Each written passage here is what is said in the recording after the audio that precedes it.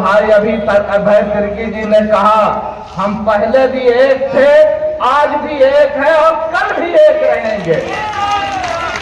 ہم اس ملک کی حفاظت کے لیے تھے اور اس ملک کی حفاظت کریں گے۔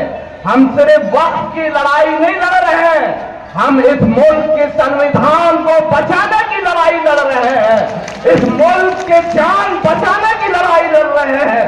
تم غریبوں کی زمین چھین کر امیروں کے دینے کی سیاست کر رہے ہو، ہم اس کو بچانے کی لڑائی لڑ رہے ہیں۔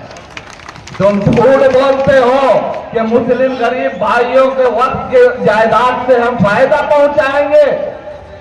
تم نے یہ نیریٹو چلایا کہ 9,40,000 ایکڑ زمین مسلمانوں کی ہے، اور یہ پورے ہندوستان کے لوگوں کو اس بات سے ورگلایا کہ ریلوے اور ڈیفنس کے بعد سب سے زیادہ زمین مسلمانوں کے پاس وقت کی زمین ہے۔ یہ اتنا ہی جھوٹ ہے جیسے دن کو رات بولنا جھوٹ ہے۔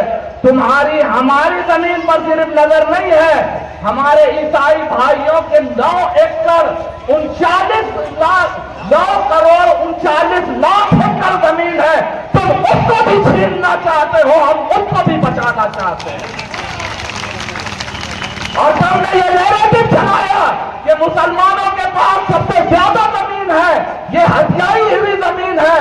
مسلمانوں کا ایمان ہے اور یقین ہے اس بات پہ کہ کوئی بھی مسلمان ناجائز قبضے کی ہوئی زمین پہ نماز نہیں پڑھ سکتا، تو تم نے کیسے یہ الزام لگایا کہ ہم نے تمہاری زمین لی ہے؟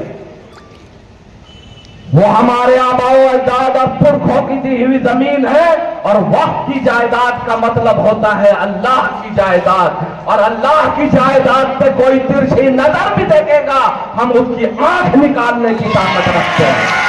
ہاں یہ ایک ہتھیاروں کے ایسا نہیں ہو سکتا۔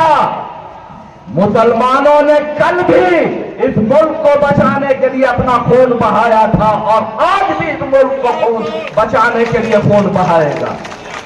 ہم اس بات کو کہنا چاہتے ہیں کہ ہم اس ملک کے رکھوانے ہیں، اور تم چوکیدار ہو کر کے لٹیرے ہو، تم لوٹنا چاہتے ہو، تم غریبوں کی زمین سے نکال کر اڈانی اور امبانی کو دینا چاہتے ہو، جیسے تم نے اینٹینا دنیا کے سب سے مہنگی بلڈنگ ہے، اس کو مسلمان یتیم بچوں کی زمین کو تم نے اس کو دیا ہے۔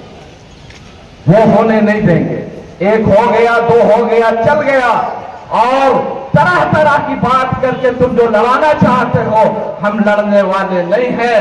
آواز دو، آواز دو، یہ کالا قانون